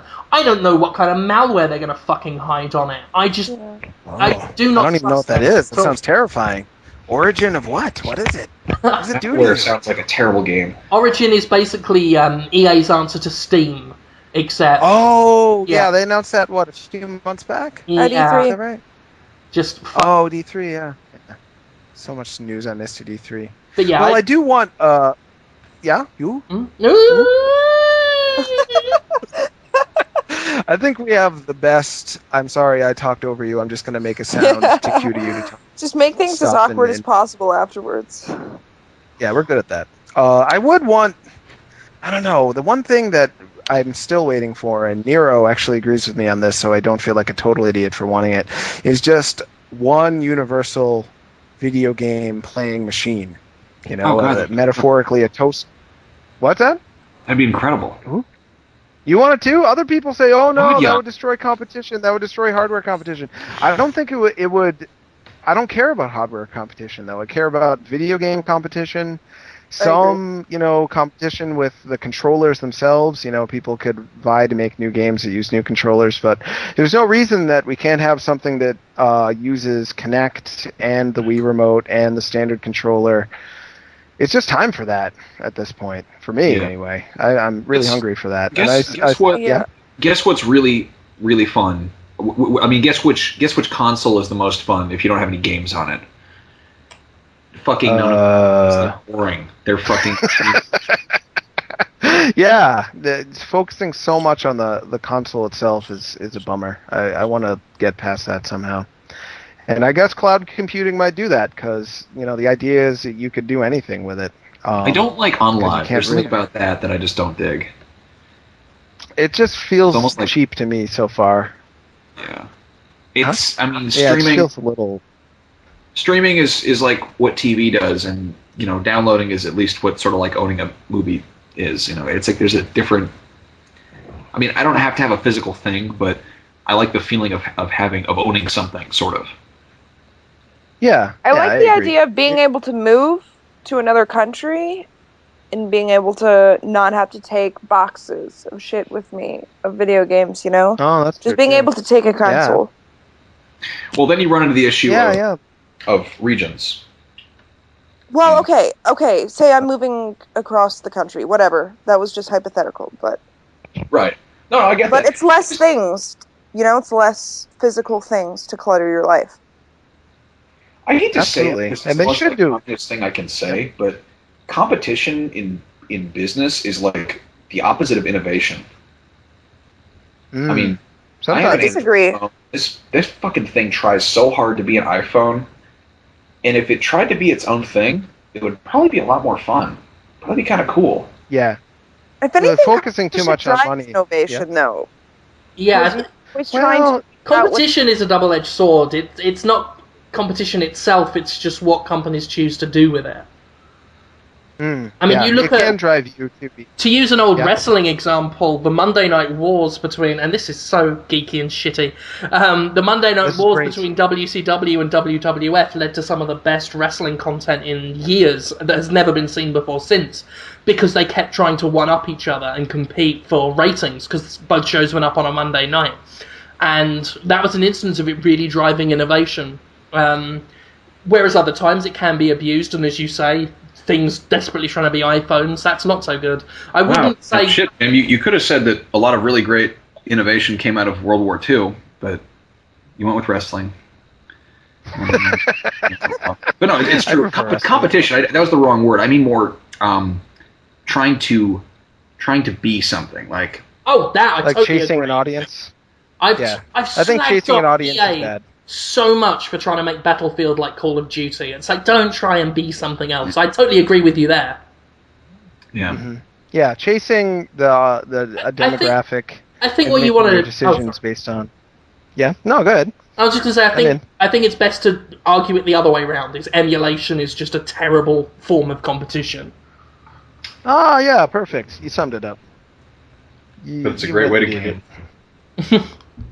Emulation. Tuaman actually had a follow-up question, which was disregard my Oh, first. okay. It was disregard my first question about being terrified of a cloud-based future. New question is: Uh-oh. Are you terrified of Brian Greene? Now, Brian, I'm not. Brian, I want to Yeah. talk to you directly here, me to you. We don't need 40 or 50 questions in a thread. I'm only going to read one of anyone's post ever, unless it's Tuaman. And in your case, I'm not going to have any of these answered. Next week, and, respect to you. I love that you listen to the show and that you're clearly a fan. That's too much. Especially, I'm reading this one out, but I don't want anyone to answer it. Especially when you write, if you choose any ethnicity besides your own, that probably leaves Holmes with, no choices, because he's like a fucking clusterfuck of ethnic diversity. I mean, Jesus Christ, Holmes, no offence, but your ancestors must have been fucking horny as shit, and just had tons of interracial sex through every fucking generation. Which ethnicity would you choose to be? Now, none of us are going to answer that. Please don't answer that. But, one question a week, a nice question, please, and let's not talk about Holmes's ethnicity anymore. It is fun, though. I've had some fun ethnicity talks. It is fun. Why can't I I'm talk? the one who's going to get called a racist agitator. Yeah, that's right. I'm totally off the hook with any race because I can just claim to be in that race and win the race fight. It's great. Anyway, enough about race. I think it would be really funny if you were Hispanic, because then you could have the Spanish Inquisition, where you just, wear like a sombrero and a big mustache. The Spanish Inquisition is a really good I think idea. it's funny. Damn right. Sorry. 50,000 views a week. That's pretty good. That ain't bad at all. No. Not bad at all. It's too popular to be taken down. Haters, suck my golden cock. Talking of people who are popular, Beowulf asks, this is just for you, Max. Who's doing that echo? Is that me? That's happening whenever you're talking. Wait, no, now it's happening with me. This is disgusting. It could be me. Is it me? Maybe. It's still Is going on. it me? Me. Okay, this is terrible. What's the question? Okay. I think it's you, Max, because... No, it must be... No, it's you, Max, because you're the only one not echoing. God damn it. Okay, hold on. Stop sucking so much. Yeah, stop. Give me... Don't want start your it if you microphone. can't finish it. Can't believe that you fucking mess up my recording, Ganondorf, you prick! God fucking damn it, I hate my fucking microphone and this gay computer. Fucking sucks ass. I Fucking didn't mean it's gay. Ganondorf! But seriously, it's like light blue. It's fucking retarded. Maybe I you didn't should mean it was just talk. retarded. Now my That's the only girlfriend's one at the asking echo. my computer. It's her computer. Fuck. What's the question? Bro, I can just hear myself. He can answer it, though. Max can answer it. He's not the echoer. I apologize Is to our echo still listeners. happening? Yes. Fuck. What It's about now? worst. I don't... No, I can still hear myself. And it's going to show up on the recording. God damn it. What about now? I'm not even going to edit this. That's the thing. Yeah, just answer the question, Max. You have to figure out which one's the real me. I'm too lazy to edit anything. Hold on. I mean, I'm getting quieter, but I'm still there. It is what it is. I lost the headphone splitter. Hey. Hold on, let me try this. Try it. Hello. Let's make this exciting somehow. Oh. What about Oh. now? Oh, sounds... You yeah, fixed that it. works. Okay, I killed Yay. my phone. Well done. I apologize again to our listeners. Jesus God, Christ, why are you still listening to us? If you wanna fucking fix that, someone mail me a new microphone or something. I don't know. That was awesome. Yeah, you'll get one. Okay, Beowulf's question. Now that I've got your attention... Oh, because he said boobs, that's boobs, sorry. How is Max always so hipster? I mean, what is his secret? Also, what hell gel product does he use? His guessing does hipster real mean? him. Apparently it's Max. Okay. I don't think it is. Max is not a hipster. Oh boy. I don't think. No. Hipster is this. It's like this decade's emo kid. Like emo kids got made fun of a lot, like last time, and it's like, I live in San Francisco. I went to art school for a second. I work in the tech industry now. I wear some used clothes. I have sort of a weird style of fashion. I'm not going to deny it, but if I literally proclaim myself a hipster, that immediately negates any hipster cred I had ever. And What is it's hipster like, cred? What are you talking about? I don't fucking know. It's fucking nebulous.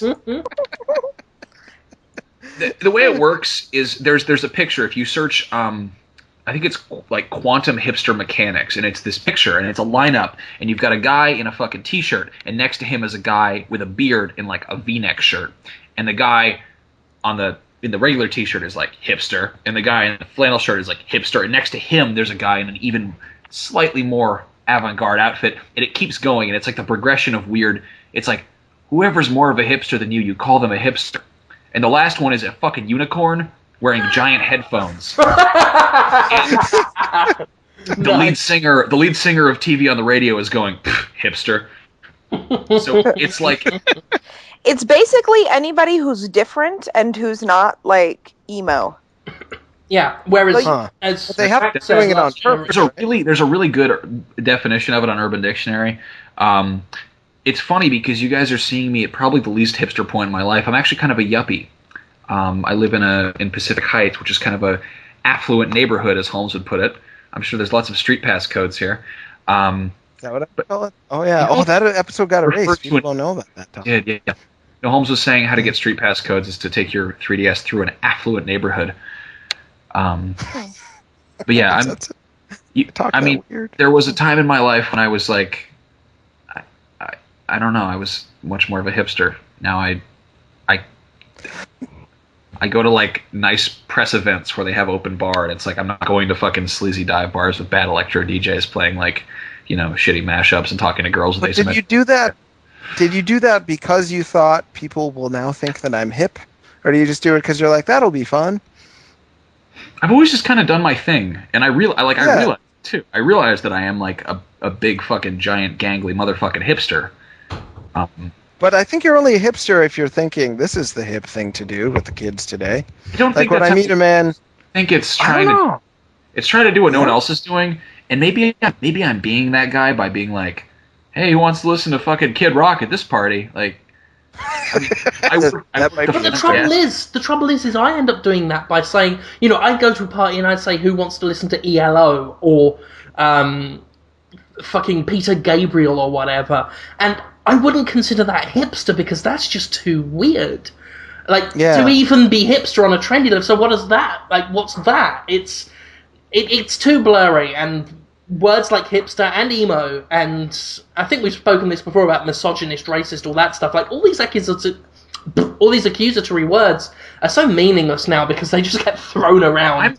I'm getting called a hipster by, like, motherfuckers live in Wisconsin, and no offense to Wisconsin, but you guys don't have fucking hipsters there. Like, count yourself lucky.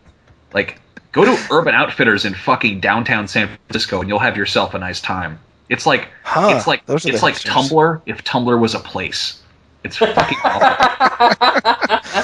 Nice. I get called a hipster by a video game hipster by Venom of Venom and Carnage fame. Now Venom wears either Venom's a Captain America hat and jacket with like a luchador mask or like fingerless gloves.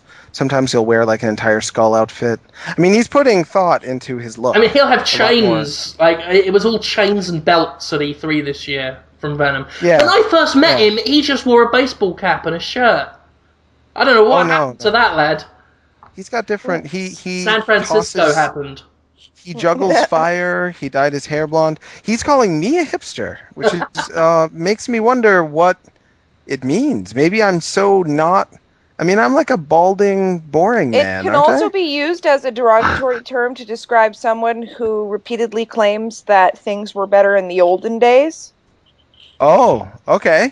Like in terms of video games. Okay, I do like some things that are old. Sometimes I like weird things too. but I don't like them because they're But weird. I hippos just always Yeah, been- but a lot of people do. Yeah. Hipsters do. Hipsters like stuff What? because it's Okay. weird.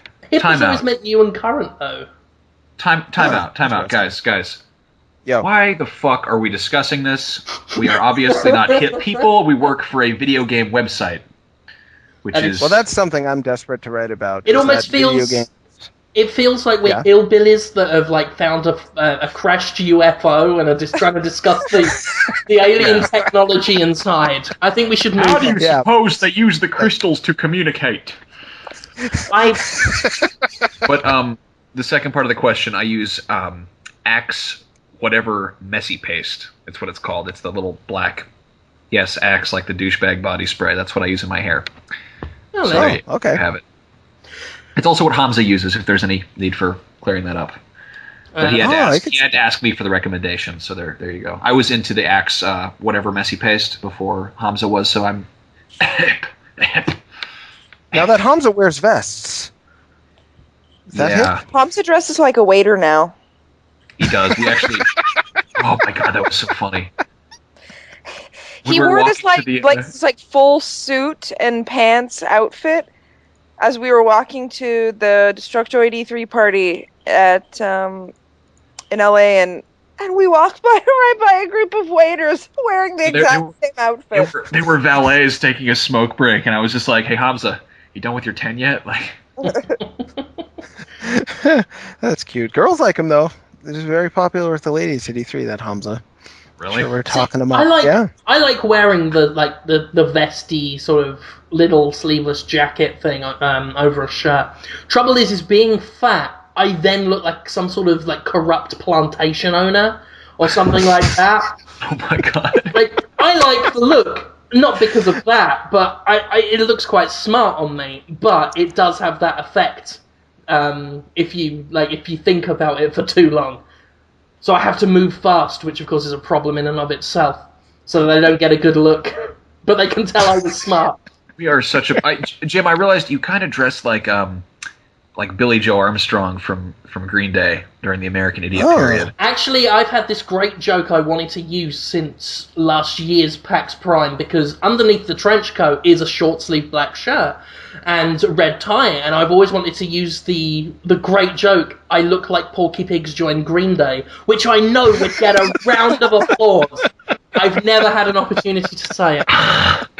Well, that panel's coming up. I'm You're on the gonna, panel, I'm right? so excited I'm about gonna that. find an excuse. The panel is coming up. Well, might as well talk about it now. Destructoid Live 2, follow up to last year's PAX Prime. I'm trying to fit in anybody who's asked to be involved, so Oh yeah. it's gonna be a mess. The main people I got, because I wanted to switch it up a bit this year, I want to try and do different things every year. But we got Hunter, Nick, and Nero, and Max Scoville, and I'm going to try and fit in Conrad Zimmerman, Samit Sarkar, and Dale North as well, so it's going to be fucking too big. But we're going to do our best. Whoa. We've got some cool stuff lined up. There may be me doing dancing. We're not sure yet. Oh, there will be blood.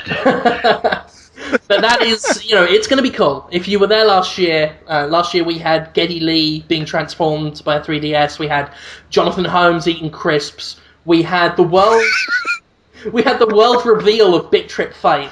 So we got a lot to beat, but we're going to be good. And it's Sunday, 28th of August in the Unicorn Theatre, same place as last year, but later, so no one's got an excuse for sleeping in and not turning up. So Yeah, wasn't it 10:30 last year? yeah, something retarded. And Yeah, that wasn't it too was bad. against like the PAX keynote or something. So That was brutal, but we still got a good turnout. we got a good turnout, and what we lacked in like swelling numbers, we made up for with swelling noise. Those guys were really into it, and Oh yeah. one of the And best the moments sandwich of thing. my career. Oh, we had people eating the Sinner sandwich from Deadly Premonition. It was great. So do turn that up. was I think you'll have a good laugh if you. I'm gonna be there. It's gonna be hilarious. I'll talk over everyone all the time and say things that no one really cares about. You don't do that. It'll all work out for the best. I talk about things that no one fucking cares about, like my cat or my roof or my hair I don't products. know. I think Like, people care about fuck that. They're God, interested because it's you. What's wrong with all of Interesting. you? I'm interested.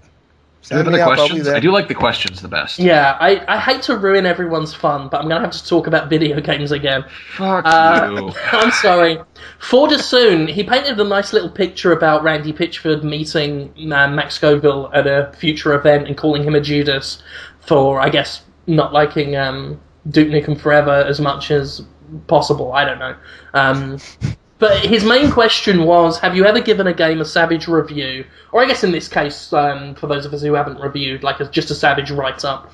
Then felt embarrassed at a trade show when you see one of the producers or whoever standing around and showing off a new game. I know the Assassin's Creed people weren't exactly happy with Jim after AC2, for example. Have you guys ever sort of been worried about meeting up with a publisher after a review or a scathing thing, whether written by you or someone else on Podtoid? I've never written anything particularly scathing. Yeah, good. Probably the worst thing I've written was actually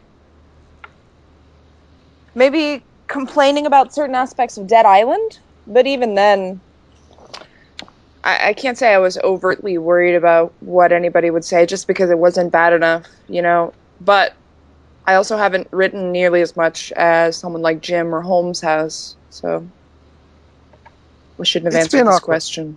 Oh, no, you answered good. I liked it.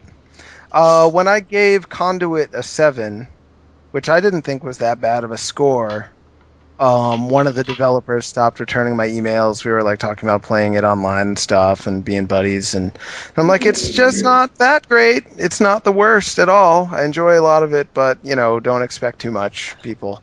That was the end of that. Yeah. And I saw the developers later, like the higher up developers, and they were still cool with us, and they thanked me for the criticism and said that they integrated into Conduit 2, but they are high enough up the ladder where they didn't have to worry about getting fired because they, the guys under them, on the other hand, they seem to take it a little bit more personally. And I never said anything like mean-spirited about the developers themselves. It was only focused on the game, but that was enough for them to get a little weird with me. That's funny because I reviewed that fighting game they did. On the Something of Champions there? Something, League of Champions or something like that. And I also gave it a 7, but I met them, I actually recorded a podcast with them the following week on Sega Addicts, when I used to be a co-host on Sega Addicts, which is a good podcast, you can check it out, it's still going. And they were really grateful. They were like, you gave, I guess because everyone else was giving it 4s and 5s, and they were like, you gave us a 7, that was awesome. And I'm like, that's cool. That's cool. Do you know who it was? I can't remember. It was a couple of guys. I don't know exactly. I can't remember now. It was a long time ago. I think they may have been producers. Like, Eric is one of the top guys there, and he's really not going to take it personally and just open to any sort of feedback about his games. The other guys, it was one particular guy I won't name. I don't even know if he's with the company anymore, actually, so move on. Done. Sorry, how about you, Max? So I get Fallout sometimes from other people's reviews. Jim, did you review Fable 3? Yes, I did, sir. Yeah, thanks for that. I was talking to a guy at some Xbox event about fucking Fable Coin Golf. Oh, God. Yeah. I mean, it was like, I was doing a preview or something, and it was like, not a big fucking deal. I was just like, show me what you got. And he's like, oh yeah, where are you from? And I'm like, Destructo? And he's like, oh. And he sort of turned around and was like, he was like leading me towards the product, and he sort of stopped for a second and was like, oh, you guys weren't so fond of Fable 3, were you? Is the Mimic in here? I feel like these insect sounds have attacked. Is that the Mimic? What's that? What is that, the Mimic? The God, Mimic? I feel like that's a Locust Man. Yeah, you know the Mimic? He's a Locust Man. He wears a hat and a coat. Whoa! I had to blow my nose. Shut up. Oh, okay. That's not scary. I was getting scared. Yeah. Someone like the Mimic attacked. It was the fucking Mothman. It was just the Mothman and Mimic having a conversation. From the Mothman Prophecy, starring Sexy Butt there. What's his name? Sexy Butt? Starts with a K. Richard Gere. Yeah, that's it. I'm so glad we're not talking about video games again. Okay, no. But I purposely don't review video games. I like to give my reactions to them. I like to make up jokes about them, but like I don't I feel like I get too excited by them. Like my preview of Duke Nukem was a good point for that because I played it. Like I got to look at it, but I was just excited about it because I'm a fucking Duke Nukem fan. And if you sent me to check out some other thing that like maybe I wasn't that interested in, and someone else was really excited about, it's kind of not fair. Like because I wouldn't be that excited about it. I'd be like, it looks whatever. And it's like someone would be like, what are you talking about? Elder Scrolls is the greatest game ever. I like to react kind of off the cuff. Like I'm kidding. I just like making fun of Elder Scrolls fans. I've never had that personally, but I don't really review stuff. I did have a really funny thing. I was talking to someone from EA, one of the PR people, and she was like, "Oh my god, I saw your Pokemon episode. That was the funniest thing." And I was like, "Well, thank you. I'm glad you liked it." And she's like, "I showed it to my son," and I was like, "Oh." And she's like, "I had to turn it off towards the end though, because you did that thing. There was the Pokemon you had to eat, and then the Pokemon you had to kill, and then there's the other thing." If you haven't seen it, I did the if you had to fuck, eat, and kill Pokemon stuff. That was really awkward. I just looked at my feet and said, I think I just went like, that was fun. I got to be a part of that. The only trouble there is when you said fuck, eat, and kill a Pokemon, I imagine doing it all to one Pokemon. Fucking it, eating it till you're full, and then killing it. Ugh. You'd have to go with Milk Tank then. Milk Tank for sure. Snorlax. You're going to do all three. Snorlax, well, is big. But you could do all three at once. You could be fucking it, eating it, and killing it, just at the same time. Long, pointy sticks. Yeah. Indeed. Yeah, I've done my fair share of talking about Jim's reviews to people that just think Destructoid and Jim Sterling. I saw a tweet at E3 that said Jim Sterling is the Godwin's law of video game journalism. You get enough industry people in a room, and the topic will turn to him, which is kind of scary. The idea, because I get people. Yeah, that's pretty amazing. DMs and messages saying your name's come up again. Yeah, you are a force to be reckoned with in this industry. You're a for-real guy in this thing. I have a similar effect, but only involving Cliff Bleszinski. Because I had a number of people be like, how about that Max Scofield? At this point, he's probably just really sick of hearing about me. You only talked about him once or twice, right? Yeah, I made fun of him once, but he was like, I have to punch him in the face. Yeah, well, when people are threatening to punch other people, that's going to be remembered for a while. No, me, I just get along with everybody kind of well, and I annoy some people, and other people seem to like stuff I do. Except for T-Pain and I don't get along that well. Fuck T-Pain. As far as myself goes, he brought up Assassin's Creed 2, and I was at a party, at a THQ party actually, but for some reason half of the video game industry turned up, and there were people from Activision and 2K and all sorts of companies that ended up just appearing. I was talking to Dyson, who used to host Retrofalls Go on Destructoid.com, and was just a fucking awesome guy. And he was introducing me to some people, meeting and greeting. I was making a lot of contacts. Introduces me to this massive, I'd say as tall as Max Scoville, heavy set, muscular and bald. And we shake hands, and he says, right, this guy is from Ubisoft, and this is Jim Sterling, and then he scarpered off. And this was just after the Assassin's Creed thing, and the guy just looked at me with this raised eyebrow down at me. And then he started laughing, so that was a relief, but yeah, I've always prepared for it. Whenever I meet someone, I just have to clench my jaw in case a fist is coming toward it. How about video games? Yeah. You never say anything about actual human beings other than maybe Jack Thompson, isn't that his name? He's kind of forgotten about now. Yeah. I don't talk about him. But, other than humans, other than him, you don't talk about humans in a bad way, just video games. Well, and yet... Peter Molyneux as well. I made a special tag for him on Destructoid that's called Liars Who Lie, so... I will. But that's only in... you don't talk about his character as a father or a human being, just as not even a game developer, just a guy who talks about his own games. Yeah, just the way he talks about video games. If you put yourself out there as a name that people should know, you've got to be ready to deal with that. I get people calling me mean names because I'm on the show, and it's like that's because I'm like a personality, and it's like I made fun of Cliff Bleszinski because he did that. I probably wouldn't do that to. Sorry, shit got knocked over. I mean, I probably wouldn't do that to some some more behind the scenes developer, but Molyneux and Blazinski, and I mean, you can't really make fun of Will Wright aside from. I mean, he doesn't really do anything. You could try. Weird. You could try. I want to get in a fight with him, honestly. I want to fucking fight him. I want to fight Will Wright. No, he would soften you up. He wants to make a game about Mr. T and Chuck Norris teaming up, and it's never going to get made. He's just like a goofball now. He's fantastic. I don't think he even makes games. I think he knows he's had his big successes, so it's just like, I can just fuck about now. He got into the cooking sherry. He's, Oh, yeah, and who wouldn't at that point? I mean, he's kind of... So that's what I would do. I think that a Molyneux needs to be a beast in some mythical game. Behold the Molyneux. It would seem really gentle at first. The trouble is, the Molyneux would just stamp in and just be like, no, I don't want to alarm you or anything. Wouldn't ever fight it. You'd see it, be like, oh shit, I'm gonna fight this thing, and then it would just disappear. And I'm going to burn you with the heat of 1,000 suns. This is going to be the worst pain. I'm very excited about how much pain you're going to be feeling in about 3 years.